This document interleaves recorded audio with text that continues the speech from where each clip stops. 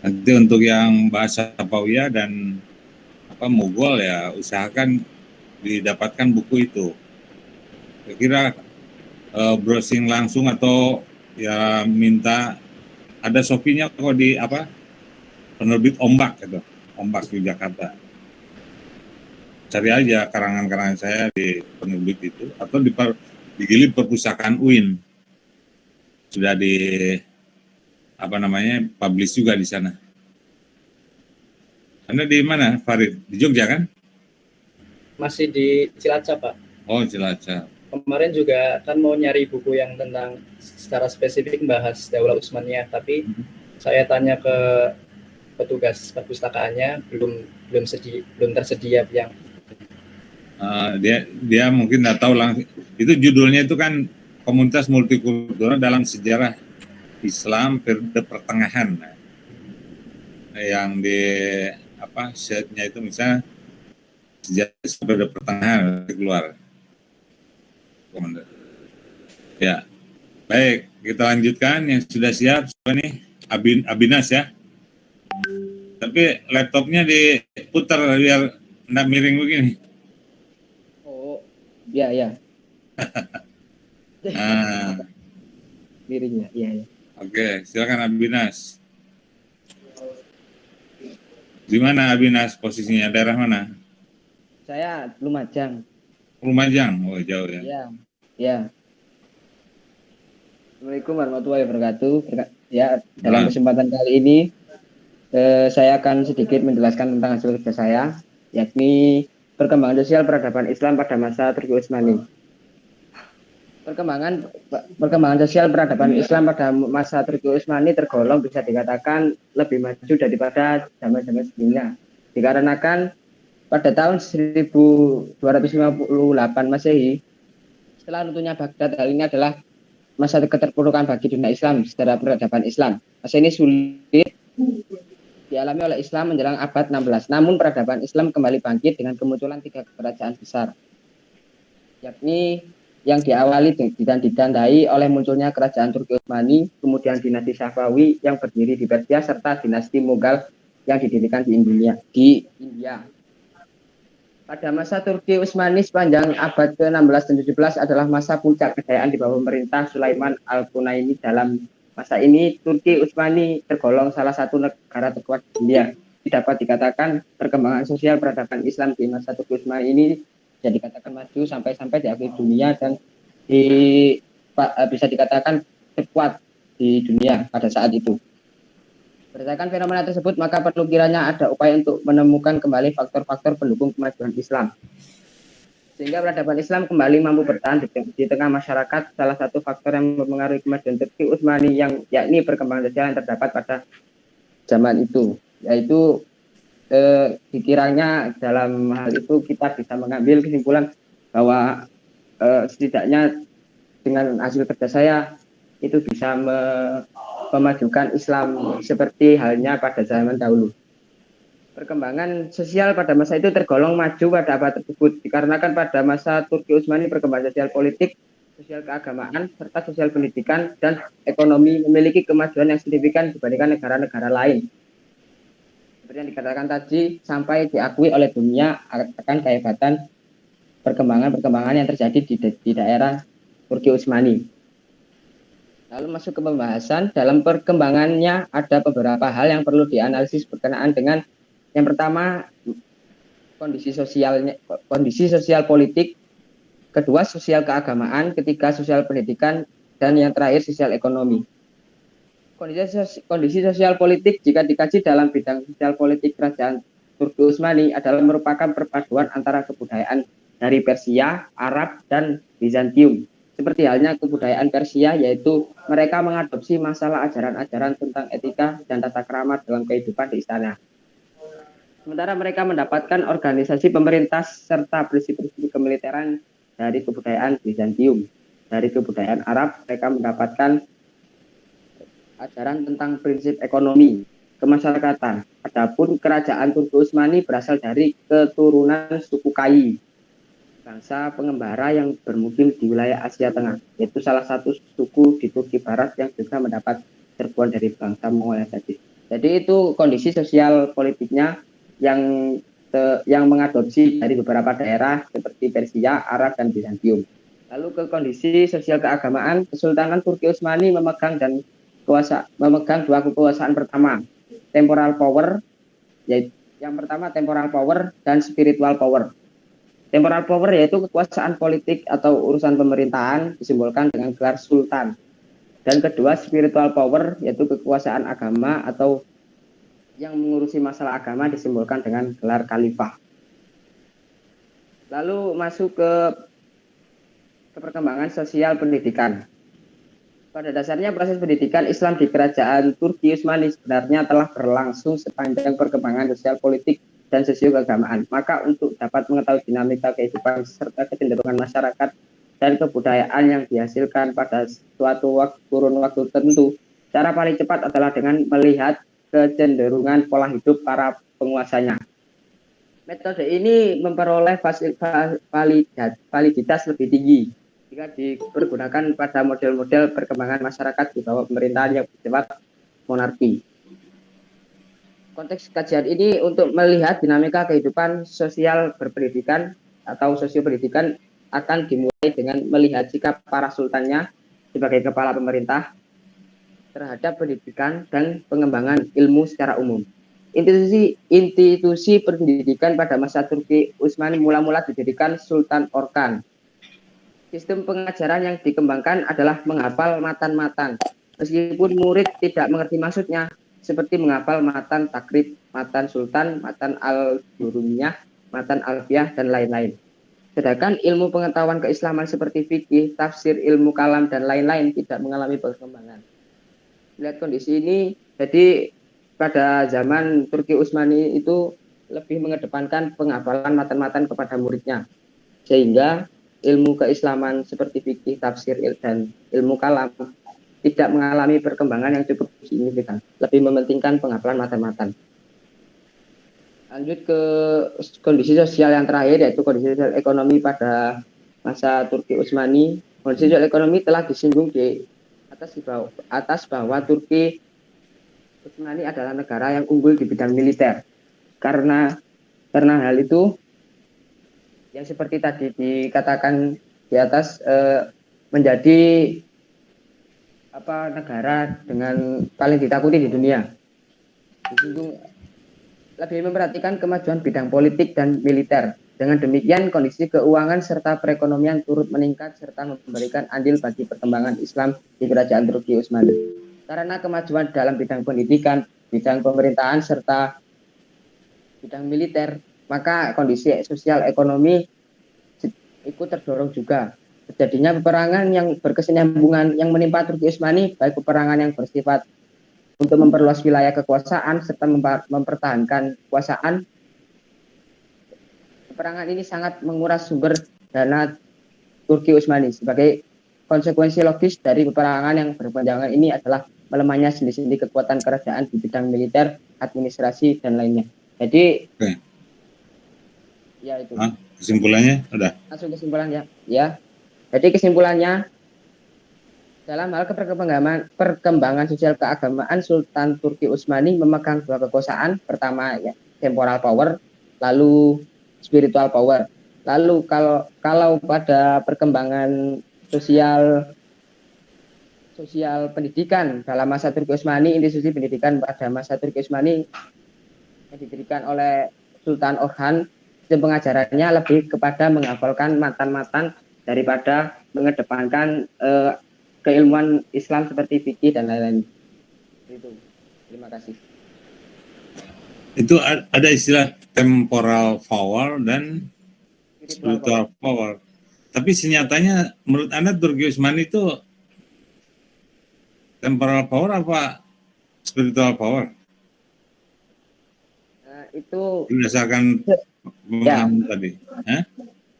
Kalau yang saya kaji tadi, sistem politik dari Turki Utsmani mengambil itu, yang itu apa? Sama ya, tidak gimana ya? Dua-duanya. Kedua-duanya. Iya. Enggak, itu salah. Anda ngutip dari mana yang menyebutkan begitu keliru. Justru Turki itu hanya lebih bersifat istilah tadi temporal power, jadi kekuasaan. sebetulnya kurang tepat istilah itu ya. Oh iya. Lebih bersifat kesultanan di mana kepemimpinannya itu kepemimpinan duniawi atau politik, sedangkan kepemimpinan atau kekuasaan spiritual, keagamaan itu dilimpahkan kepada syekh. Kemarin saya sampaikan begitu kan, ada Syekhul Islam ya, dan gelarnya juga untuk pemimpin Turki itu bukan khalifah kan, melainkan sultan. Ya, sultan. Itu berindikasi bahwa kekuatan politiknya atau kepemimpinannya lebih bercorak sekuler lah katakan. Itu sejak awal memang Turki itu. Makanya di masa modern sekarang lalu Turki bercorak sekuler. Nah ini ya nanti kalau ke depan nulis seperti ini yang rapi ya, apa Abinas? Oh iya Pak. Tadi agak berubah ya. Susunan apa pemberian nomeratifnya misalnya A, B, C itu, lalu bagaimana pengetikan selanjutnya yaitu mestinya akan di bawah B ya, ada apa namanya, ada spasi dari situ yang membedakan pembahasan dengan subpembahasan. Dan ini pertanyaan yang ketiga, apa saja pengaruh sosial keagamaan, pendidikan dan politik pada tersebut, pada apa maksudnya? Oh anu kurang Pak. Itu yang dimaksudkan pada apa? Pada masa tersebut.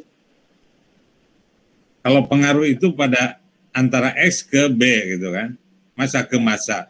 Pengaruh sosial keagamaan pada apa?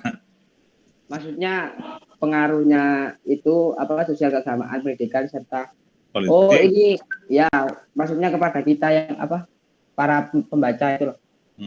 Efeknya ke ya nggak mungkin juga. Mungkin juga lah. Oke lah. Nah, apa-apa ya.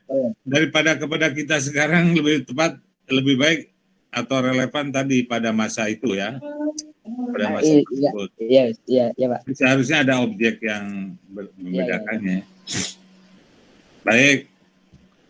Sekarang dilanjutkan yang sudah minta siap katanya, siapa tadi? Dita ya? Dita Pak. Oh dia. Iya. Ya. Kalau Dita ada pendampingnya ya? Iya. Ya, silakan dia ulang. Iya, makasih Pak. Posisinya di mana dia ulang? Lagi di luar Pak, tadi di rumah nggak ada sinyal. Maksudnya di luar di mana? Daerah mana? Hah? Di Muntilan, di rumah, dekat rumah. Iya. Muntilan itu dekat. Tapi kalau Muntilan daerah pinggirnya, ya mungkin ada sinyal ya. Iya. Oke. Terus, mulai ya Pak. Lanjut dia. Sejarah perkembangan Islam di Turki. A. Pendahuluan. Dalam sejarah perjalanan Islam, kondisi politik pemerintahan Islam mengalami pasang surut. Kadang maju, kadang pula mundur. Satu, terutama pada masa pertengahan 1250 sampai 1800. Kemajuan-kemajuan yang dicapai pada periode klasik, runtuhnya Khalifah Abbasiyah di Baghdad, runtuhnya kekhalifahan Baghdad. Runtuhnya kekhalifahan ini mengakibatkan kekuasaan politik Islam mengalami kemunduran secara drastis. Wilayah kekuasaan Islam terpecah-pecah dalam beberapa kerajaan-kerajaan kecil yang satu dengan lainnya saling memerangi. Beberapa peninggalan budaya dan peradaban Islam dihancurkan oleh tentara-tentara Mongol. Kondisi politik tersebut terus berlangsung hingga muncul dan berkembangnya 3 kerajaan besar yang diantaranya adalah Kerajaan Turki Utsmani atau Ottoman. Kerajaan ini berhasil memajukan dan telah membangkitkan kembali semangat politik Islam, meskipun kemajuan-kemajuan tersebut tidaklah secemerlang dengan apa yang telah dicapai pada masa klasik. Sejarah kerajaan Turki Utsmani yang ditulis di dalam buku-buku tarikh Islam sering tidak mendapat porsi sebanyak yang diperoleh dinasti Umayyah dan Abbasiyah.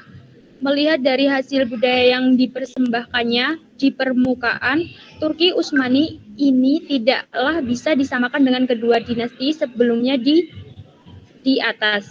Tetapi melihat perannya sebagai benteng kekuatan Islam dalam menangkal ekspansi bangsa Eropa ke timur, maka dengan ini ia tidak bisa ditinggalkan begitu saja dalam kajian sejarah Islam. Sebab Turki Utsmani telah menunjukkan kehebatannya dalam menangkis serangan musuh. Serangan-serangan perluasan yang dilakukannya langsung menusuk ke wilayah penting, termasuk penaklukan Konstantinopel. Demikianlah Turki Utsmani tentang kerajaan Islam yang sampai kini pemerintahannya masih terwariskan dan telah berubah menjadi negara Republik Turki atau Republic of Turkey. Sebuah negeri tua yang menyimpan aneka ragam kemegahan karya budaya Islam masa silam, dan di masa itu perkembangan Islam cukup signifikan dan terus berlanjut sampai sekarang. Era kontemporer, yakni ketika bangsa Turki memasuki masa reformasi. Republik Turki yang dewasa ini ibu kotanya Ankara, tercatat sebagai negara muslim yang telah bertahan di jalur demokrasi dalam upaya menegakkan sebuah tatanan masyarakat Islam yang beradab. Negara Turki ini terletak di antara dua benua, yaitu Eropa Satu Utara dan Asia di selatan. Wilayahnya berbatasan dengan Yunani dan Bulgaria di barat dan utara, Azerbaijan di timur laut, Suriah dan Irak di selatan, serta Iran di tenggara. Sebagai negara bekas jantung tempat salah satu kekhalifahan terbesar Islam, maka keterkaitan Turki terhadap Islam berlangsung sangat kuat sebab mereka adalah bangsa terkemuka di dunia Islam selama beratus-ratus tahun lamanya.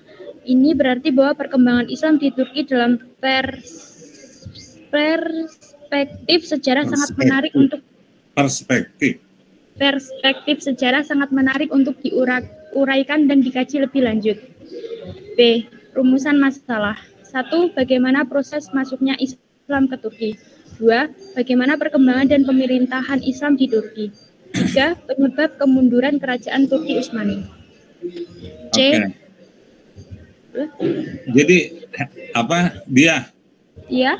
Agar sesuai dengan sub pembahasan Anda, ini di pilihan sub pokok pembahasan kan pemerintahan dan kekuasaan Turki. Lalu perkembangan keagamaan yang Anda bahas itu yang mana? Yang ini perkembangan keagamaannya, Pak. Ya, perkembangan keagamaan. Kalau gitu bagaimana perkembangan keagamaan, bukan masuknya Islam di Turki? Coba pilih dari tulisan Anda ini yang menjelaskan perkembangan keagamaan mana? Itu aja yang dibaca saya kira. Tadi pendahuluannya saja sudah kemana-mana, itu udah masa klasik, udah masa kontemporer. Jadi tidak fokus ini makalah ini. Berarti yang itu ya nomor 2 ya Pak? Nggak tahu menurut Anda gimana. Pokoknya subtopiknya Anda kan seharusnya dibahas perkembangan keagamaan di Turki Utsmani, gitulah judulnya ya. Iya. Nah, jadi maka pembahasannya ya bagaimana perkembangan keagamaan pada masa Turki Utsmani itu. Coba dari makalah ini yang memberikan pembahasan di sekitar perkembangan keagamaan apa saja menurut Anda? Oh, menurut saya juga semuanya Pak. Soalnya nggak bisa, masa semuanya ini lihat uraian proses masuknya Islam ke Turki itu perkembangan keagamaan, bukan itu kan? Nah, itu proses masuknya Islam ke Turki. Nah, terus perkembangan dan pemerintahan Islam Turki, bukan perkembangan keagamaan, ini perkembangan pemerintahan. Ya nggak?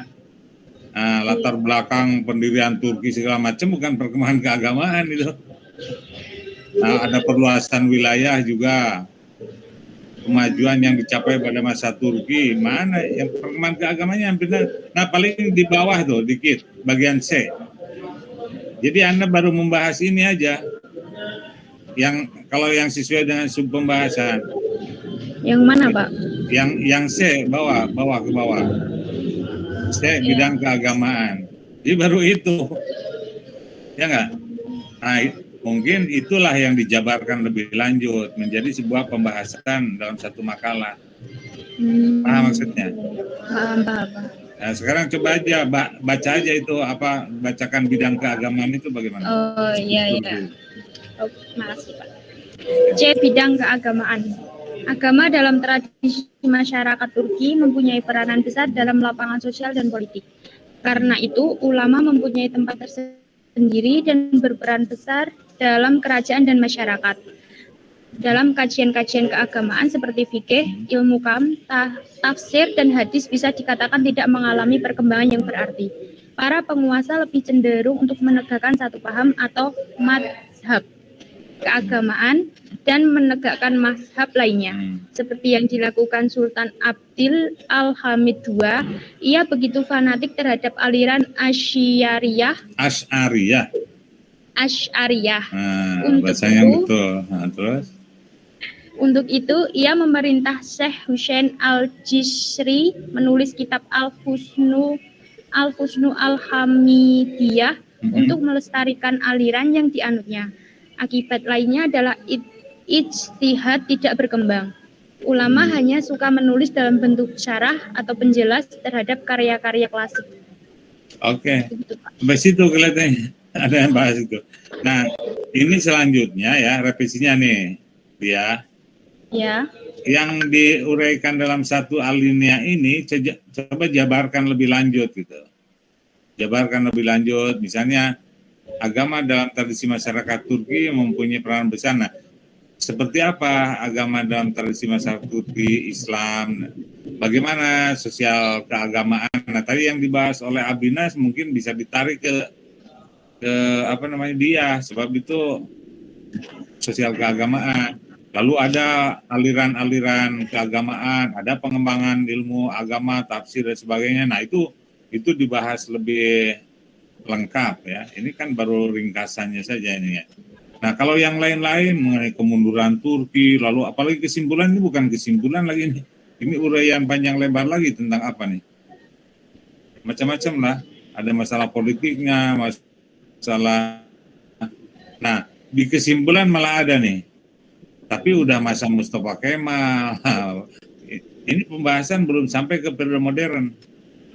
Ini ada di kesimpulan sejak diproklamirkannya Mustafa Kemal pada 29 Oktober, Turki memasuki era reformasi. Wah, ini di samping bukan kesimpulan atas pembahasan di atasnya, juga ini informasi atau data sejarah yang di luar pembahasan kita sebelum UTS ini. Nanti kalau sudah UTS ya mungkin ini dibahas, sebab berkaitan dengan Turki modern. Jadi kita belum masuk ke Turki modern. Sama tadi ada juga menyinggung itu, siapa, Farid atau siapa. Tapi itu memberikan analisis ya, ulasan saja, tidak begitu masalah. Tapi kalau ini data ini, data periode modern dijadikan sebagai data pada pembahasan periode klasik ini, periode pertengahan ini. Nah, itu kan keliru kalau menurut pengetahuan sejarah, keliru seperti itu. Jadi begitu ya dia. Dia mungkin buru-buru ini membuatnya ini tidak dicermati. Pak, nanti saya sih. Ya, dia. Dia diperbaiki dulu ya. Nah, mulai dari awal dari judulnya aja, coba Anda lihat judulnya. Judul Sejarah Perkembangan Islam Turki, ya kan keliru. Mestinya judulnya Perkembangan Keagamaan pada Masa Turki Utsmani. Itu judulnya. Perkembangan Keagamaan pada Masa Turki Utsmani. Dan secara teknis ya, nulis judul itu bukan di garis bawah, pakai huruf kapital, cetak tebal, nah itu judul. Kalau ini cetak tebal, huruf biasa kecil tapi di garis bawah lah. Ya. Yang seperti itu mulai diperhatikan ya, jadi dari awal maupun semester 1, teknik penulisan yang bagus, yang rapi gitu ya. Baik, itu dia ya. Terima kasih atas pemaparannya. Sekarang dilanjut yang keempat. Hesti, silakan Hesti. Assalamualaikum warahmatullahi wabarakatuh. Nah, Sebutkan dulu judulnya, Anda, biar sinkron dengan pembahasan. Di sini saya ingin membacakan makalah saya yang berjudul Pemerintahan dan Kekuasaan Turki Utsmani. Oke, berarti sesuai ya. Cuma nulisnya huruf kecil lagi, Hesti. Hesti akan huruf kapital nih. Baik, Pak. Terus, bagaimana? Nah, berarti yang akan diuraikan tentang pemerintahan dan kekuasaan Turki ya, segi politiknya, Ya, segi politik dari Turki Utsmani. Gimana? Coba, silakan. Latar belakang kata Utsmaniyah diambil dari pendiri pertama dinasti ini, yaitu Utsman ibn Ertugrul ibnu Sulaiman Shah. Pada pendiri Daulah Utsmaniyah ini berasal dari suku Kai, keturunan Oghuz. Bani Utsmani merupakan keturunan dari kabilah Turkmania yang mendiami Kurdistan pada abad ke-13. Adapun profesi awal mereka adalah penggembala.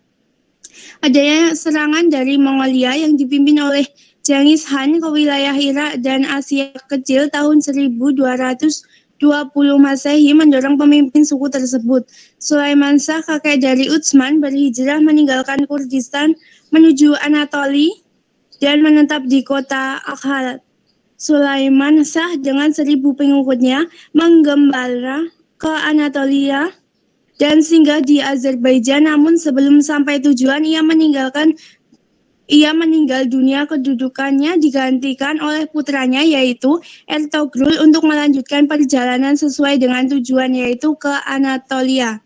Sesampainya ke Anatolia, mereka diterima oleh penguasa dinasti Saljuk Sultan Alauddin II yang sedang berperang dengan Romawi Timur yang berpusat di Bizantium. Ertugrul membantu Sultan Alauddin II melawan Romawi Timur, sehingga dinasti Saljuk mengalami kemenangan. Sultan merasa senang dan memberikan hadiah kepada Ertugrul wilayah Dorilew Iskishahar yang berbatas dengan Bizantium. Mereka menjadi